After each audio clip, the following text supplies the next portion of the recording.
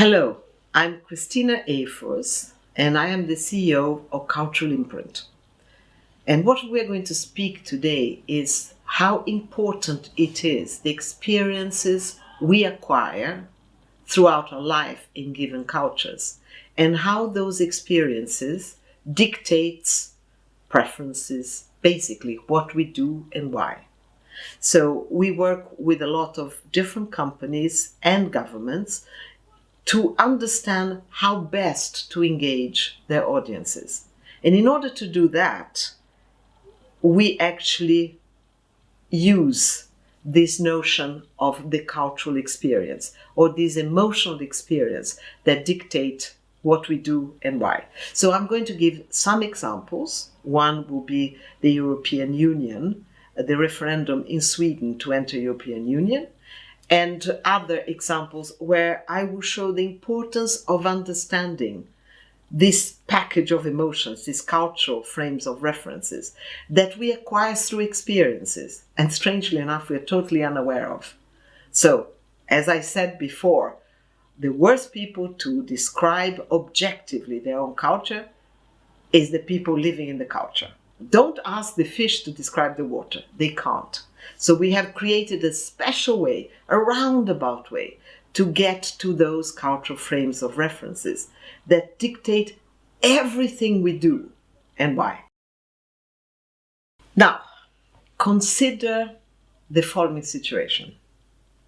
You are the person responsible in the Swedish culture, in Sweden, to communicate to the Swedish people the need to enter European Union. And as we all know, Sweden actually had a referendum to actually ask their people if they wanted to join European Union.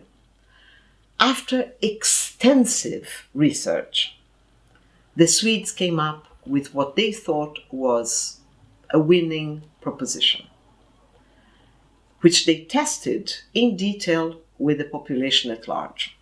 And they came to the conclusion that the best way to do it was to extol the benefits, economic benefits, to join European Union. And they started the communication. And the response of the population was in fact quite strange. They said things like, "We don't want to be French," and said no to Europe. It was almost, and they asked for more information. So in a strange way, the more the Swedish government came with a very, very sleek, interesting communication strategy extolling the economic benefits of joining, the more emotional the population reacted. And they were saying no to Europe. That's when we actually were called to try to bridge this gap. Why is it that people seemed to be so interested in our proposition, and now when we come to this proposition of extolling the economic benefits, the population at large seems to be running away from that? What's the matter with those people? Asked the people responsible for this PR strategy. Now, it's interesting because the more you actually talked about extolling the benefits, the more they reacted strongly against it. And our Swedish counterpart, they were saying, "But Christina, we Swedes," and that's their words, "we are not terribly imaginative. We need concrete, rational information. And when we give it to them, they reacted emotionally. It doesn't make sense." So we started using a method to understand what was the actually imprint of European Union. And we found none. There was never an experience of being European. In fact, when we floated the word European Union, people talked about Sweden. And as we have a very unguided way of actually trying to discover this emotional package behind the experience, we just talked about Sweden. Now, the only only experience that people had of European Union was when a Swede went to Italy, for example. And naturally, he didn't become automatically Italian. In fact, he was aware of his own Swedishness because everybody else was different. So, in fact, going to Europe counterintuitively made people feel even more Swedish than European. Now, but as weak and non-existent as the imprint of Europe was, the imprint of Sweden was enormously important. And the experience of Sweden, or Swedishness, if you like, or Swedish identity, was also very idiosyncratic. It was very symbolic. It was like, to be Swedish is the best part of my Swedish self. The population at large wrote down through their experiences or clarified to us through their experiences, was living in a little red house in the middle of the forest during the summer. This is my best self, where life is very hard. But because you're Swedish and you work very hard, maybe perhaps one day you'll be successful. In the Swedish culture, if you come with a benefit up front without showing how you got there, it generates a lot of suspicion. And of course, we tested that when the minister that was actually negotiating the entry in the European Union would come back from his meetings, smoking a fat cigar and saying, "We've made it, no problem." Opinion polls took a nosedive and people said no to Europe. When he came all scrunched up, saying, "It's going to be difficult, but they need our Swedishness, European. Europe needs also our own way of things, but we may not succeed. It's very hard, but with a lot of work, maybe we'll get there." Opinion polls did like this, and people said yes to Europe. So we changed the communication proposition, if you like, from extolling the benefits of joining European Union to acknowledging the difficulty. And we won the referendum. And we spoke from Swedish to Europe. We even use narratives like, are you French European? Oh, you are German European. I'm Swedish European. European being like a prestigious surname. And Sweden, French, Germany, a Christian name or your first name that you don't change. Now, the interesting thing is that we seem to be all those issues going to cycles. Now with Brexit, I think that it was exactly the same situation. Maybe, when you become so global, so European, you start to feel that you're Swedish, or in the case of Sweden, of course, it was Swedish identity. But with Brexit is the British identity. It's almost like people feel invisible. Had they talked about British European, would that have been slightly different, the outcome of the British referendum? It's almost like the more you pull into one direction, it's like considered that, some of those things can be like an elastic band. If you pull towards globalization, and Europe is a form of a bigger place, when you start to feel insignificant or invisible, and when you let the elastic band go, you regress into a very old-fashioned, localized form of behavior.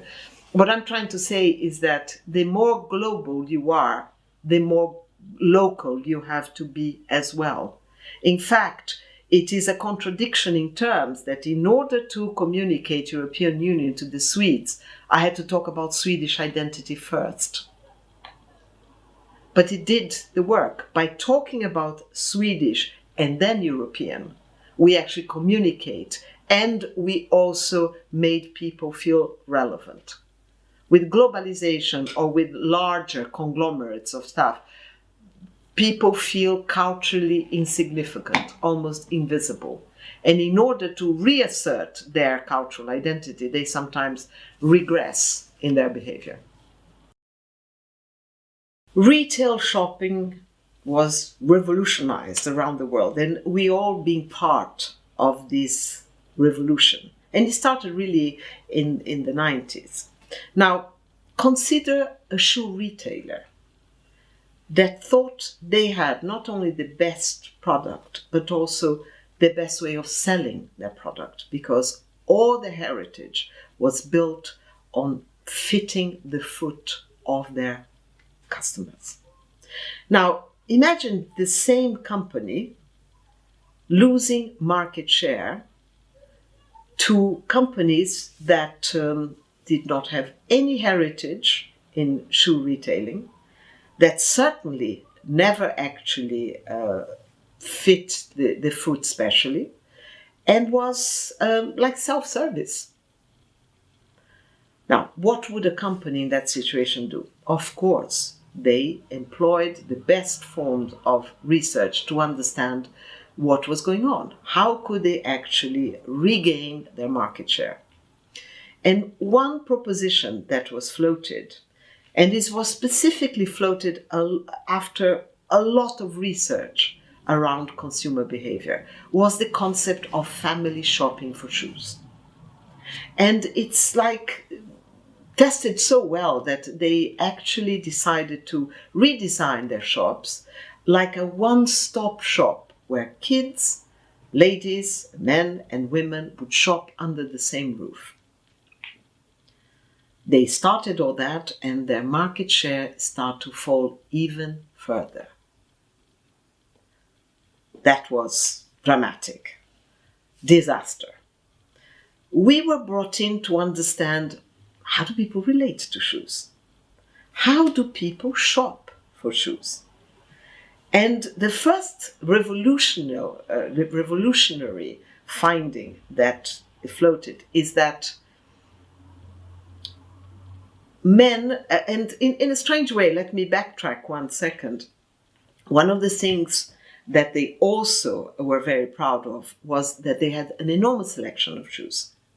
And it tested very well that you presented all the shoes on your new shops, on the windows, and people liked to see, or at least they said they liked to see, all the different products so well presented and illuminated and all that. Now, the first thing that we found out that was extremely important is that a sea of shoes does nothing to women. In fact, I'm going to be provocative. I'm going to say that men can buy, but only women can shop. In fact, I don't think even men buy new shoes. They replace more of the old. And they often go into a shop and they buy 2 or 3 pairs, different colors or the same style. And it's almost like they are in the shoe replacement than in the acquiring absolutely new shoes. So a sea of shoes, when a man see a sea of shoes, they say, oh, this is for me. Women see a sea of shoes and they go straight through. That doesn't say anything to them. Why? Because when women shop, they shop for different identities. They are looking for the weekend girl, the working girl, the glamour girl. You are looking for indications for new identities. It's almost like biologically, women go through huge change of identity. First you are a child, then you become a young girl, then you become a woman, a mother, and then menopause. It's almost like each of those changes are so far-reaching that in fact you are looking, it's already pre-organizes the way that you are actually going to shop for shoes. You are looking for indication of different identities. So in fact, you want your shoes to be accessorized. Even if the shop does not sell shoes, you need to have, pictures so people can see those shoes It's like a shoe is almost like a standpoint to an identity. It's you need to understand a little bit how they will work with the shoe. Also, when men and women go shopping together, it's almost like World War III, because men want to go and buy. And the experience of shopping for shoes, if they actually go to a shop and do not find the shoe they want, they failed. Women, they go browsing. They can go to a shop, browse and try, and the expedition was a success, even if they didn't buy any shoes. So even the body language of men and women are totally different when they go shopping. Women are forever looking for indications for new identities, and men are just going there to buy what they need. Now, the interesting thing is that although women can be easily diverted into these different identities, if you're going to buy for your working shoes, but it's close to Christmas, and you have some glamour shoes there, of course you say, my name was written on that pair of shoes. I saw there was no name written there. But of course, it is a beacon. Women actually want to experience all these different identities. Now, one of the things that we found out very early on is that fitting is not very important, fitting on the foot for women. It should fit the mind. And they will say things that is so counterintuitive. They say, oh, it's a perfect fit, but it pinches a little bit. So women are looking much more to fit your mindset and these different identities than fitting your foot. For a man to buy a pair of shoes that doesn't fit is stupid. It doesn't happen. So, of course, we understood that the experience of shopping for shoes is totally different. We redesigned the shops. We actually came up with all these indications for new identities. We actually narrow their offering much more.